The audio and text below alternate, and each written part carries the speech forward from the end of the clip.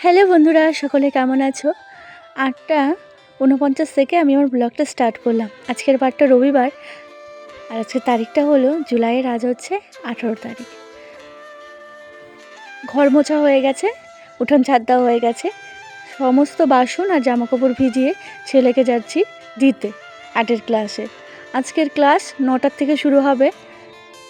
রবিবারে তো প্রতিদিন 11টার থেকে হয়, তবে কালকে বলে দিয়েছিল যে আজকে 11টার থেকে হবে না, 9টার থেকে হবে। ওই দেখো সব বাসনপত্র ওখানে সব রেখে মামাম সোনা ওঠেনি, গেটটা তালা দিয়ে রেখেছিলাম, তা না হলে সকালবেলা ছেলে আবার বেরিয়ে যায়, সেই কারণে এখন আমি মা ছেলে দুজনে বেরিয়ে পড়ছি। ছেলেকে দিয়ে আসি, চলো, পরে বাড়িতে এসে আবার কথা হবে, আবার কাজবাজ শেয়ার করব। ছেলে জল বিস্কুট খেলো।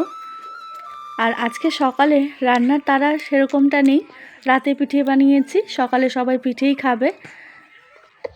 ছেলেকে দিয়ে আসার পর বাড়িতে এসে দেখি মেয়ে কান্না করছে।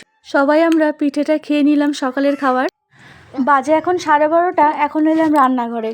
বাবার সঙ্গে ছেলেও বাজারে গিয়েছিল। বাজারে গিয়ে বলে, বাবা দেশি মুরগিটা নাও, মানে ও তো দেশি মুরগি আর এই মুরগি চেনে না, বলে বাবা এই মুরগিটা নাও। তো ছেলের পছন্দ মতোই তোমাদের দাদাভাই মুরগি নিয়ে এসেছে, দেশি মুরগি। আর এদিকে দেখো আমি বাজারও এনেছে, পাশাপাশি কিন্তু আমি রান্নার পাশাপাশি বাজারগুলোও সব নামিয়ে রাখছি। ওই মাংসগুলো এখন কষাতে দিয়ে সবজিগুলো ফ্রিজে স্টোর করে রাখবো এগুলো। আর আলু এনেছে, সব ধরনের সবজি এনেছে, কিছু আবার আগে উঠিয়ে রেখেছি। তোমাদের দাদাভাই এগুলো ভাজ করে দিল। এই জামাকাপড়গুলো সকালে ধোয়া কাচা হয়েছিল। রান্নার পর বাচ্চাদের খাওয়ালাম, খাইয়ে বিকেলের কাজ শুরু করে দিয়েছি। আজ তো রবিবার, তো রবিবার আমাদের দুপুরের খাওয়ার খেতে কিন্তু অনেকটাই দেরি হয়। তোমাদের দাদাভাই ওদিকে স্নান করছে, তোমাদের দাদাভাই স্নান করতে করতে আমি এদিকে চলো বিকেলের কাজগুলো করে নিই। আর এখন ওই 3:30টার মতো বাজে। কুলগুলো সব বালতির থেকে এভাবে, আমার একটা নাইটি, ছেঁড়া নাইটি, এভাবে পেতে রোদ্রে দিয়েছিলাম। এভাবে দিলে কিন্তু কুলগুলো নষ্ট হয় না, কিন্তু বালতিতে ঝুড়িতে রাখলে না কুলগুলো খুব নষ্ট হয়, ঘেমে যায়। তো ঘামার কারণে কুলগুলো কেমন ফাঁকুন্দা পড়ে যায়। তো এইভাবে দিয়েছিলাম। কিছু কুল পড়েছিল আবার, সেই কুলগুলোকে মা মেয়ে দুজনে মিলে উঠালাম। এবার উঠোনটাকে ঝাড় দেব। আর এই কদিনে বেশ অনেকগুলোই কুল কিন্তু জমেছে। ছেলে খাওয়া দাওয়া করে ও গেল মাঠে খেলতে। এবার উঠোনটা ঝাড় দিতে হবে। উঠোন ঝাড় দেওয়ার আগে কুলগুলো আগে কুড়িয়ে নিই। উঠোন ঝাড় দেওয়া তোমাদের সঙ্গে আর শেয়ার করলাম না, সোজাসুজি চলে এলাম রান্নাঘরে। দুজনের খাবার বেড়ে নিয়েছি। এখানে করলা ভাজা, স্যালাড, আর কী রান্না করেছি চলো দেখাই। আর এটার আর সময় তখন হয়নি, তো এটা বাদ দিয়ে দিয়েছি। মাছের তেল ঠেলে এনেছিল। আর এটা হচ্ছে সব সবজি দিয়ে একটা চচ্চড়ি করেছি। শীতের দিনে ফুলকপির ডোকা পাতা দিয়ে কিন্তু চচ্চড়ি খেতে কিন্তু ভীষণই ভালো লাগে। মূলো, শীতের যে কোনোই রান্নাবান্না করে খাও না কেন খুবই ভালো লাগে কিন্তু। আর আমার হাতটা বেড়ে নিয়েছি, আর ওখানে কিছু মশলা আছে তাই ওটা রেখে দিয়েছি। এখানে মেয়েটা তো আর খেলতে যায়নি, আজকে খেলার সাথী নেই মেয়েটারও। তোমাদের দাদাভাই এই যে বসে পড়লো।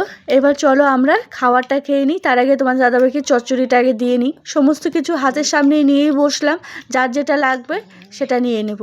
আর অনেক বেলাও হয়ে গেল, এখন ওই 4:30 কি 4:45টার মতো বাজে। চলো খেতে, মানে খাওয়া দাওয়া করে উঠতে উঠতেই কিন্তু দেখবে সন্ধ্যা হয়ে যাবে আমাদের আজকে। আর মাম্মামও বসলো, মাম্মামকে ফোনটা দিতে হবে। ফোনটা নেওয়ার জন্য আমার পাগল হয়ে গেছে। ওই দেখো, ফোন দাও ফোন দাও।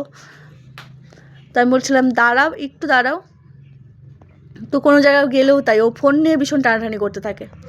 আর এদিকে দেখো খাওয়ার খেতে আমাদের পুরো সন্ধ্যা হয়ে গেল। ছেলে মাঠ থেকে চলে এলো, আর এই যে ঘুড়ি উড়াচ্ছিল ও। তোমাদের সঙ্গে একটু শেয়ার করলাম। আর দেখো সবার খাওয়া হয়ে গেছে। মামাম সোনা বলছে আমাকে একটা মাংস দাও, আমি মাংস খাবো।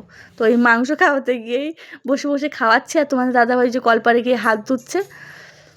তার গাছ থেকে আজকে একটা লেবু ছিঁড়ে নিয়েছিলাম। তারপরে আর কি ভালো করে গা হাত পা ধুয়ে আবার চলে এলাম সন্ধ্যা দিতে, কারণ মাংস টাংস খাওয়া হয়েছিল। তো এখন এই গা হাত পা ধুয়ে সন্ধ্যা দিয়ে নিচ্ছি। তারপরে আবার ছেলেকে পড়তে বসাতে হবে।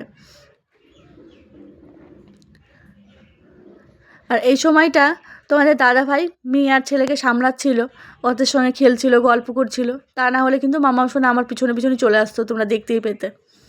এই সময়টা এখন ঘড়ির কাঁটায় বাজে 7:30। মেয়ের ঘুমানোর সময় হয়ে গেছে।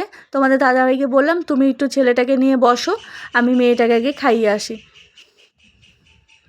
মেয়েকে খাইয়ে মেয়েকে আমি ঘুম পাড়িয়ে দিলাম।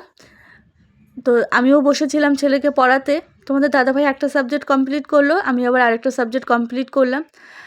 এখন 8:30 বাজে, ছেলেকেও খাওয়াটা দিয়ে দিয়েছি, ছেলেও খাওয়া হয়ে গেছে। এবার মেয়ে ছেলেকে ঘুম পাড়িয়ে আমি আবার যাব রান্নাঘরে।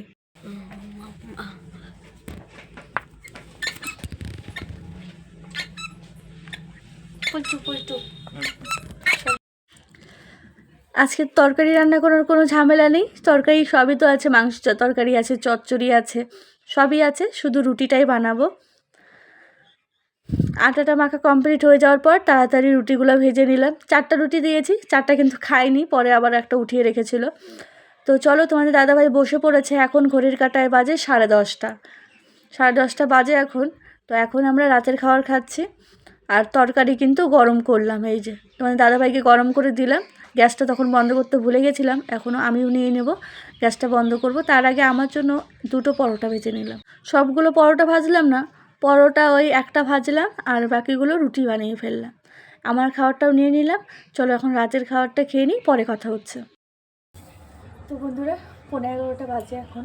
রাতের খাওয়া দাওয়া হয়ে গেল, রাতে রুটি বানালাম। তোমাদের দাদাভাই বললো রাতে রুটি বানাও, রুটি খাবো। তো রুটি খাওয়া হলো রাতে।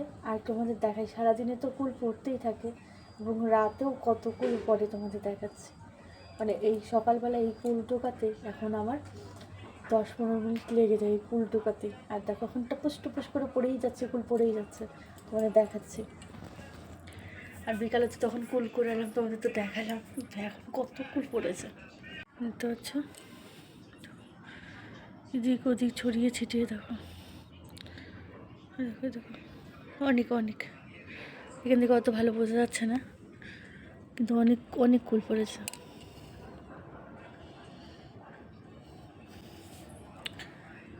এই যে গাছ থেকে টুপুস টুপুস করে ফুল পড়েই যাচ্ছে।